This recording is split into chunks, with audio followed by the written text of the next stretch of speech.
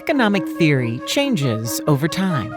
New and divergent insights bucking up against the old.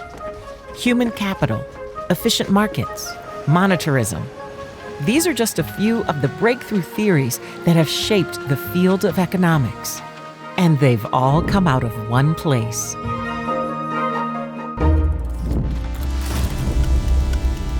Welcome to The Day Tomorrow Began, the genesis of world-changing ideas from the University of Chicago.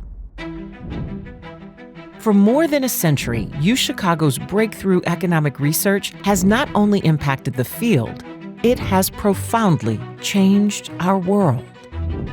From examining the benefits of early childhood education on families, to showing how people can be nudged to behave differently. More than 30 UChicago-affiliated scholars have earned the field's top honor, the Nobel Prize, further solidifying UChicago's reputation as one of the leading centers for economic thought in the world.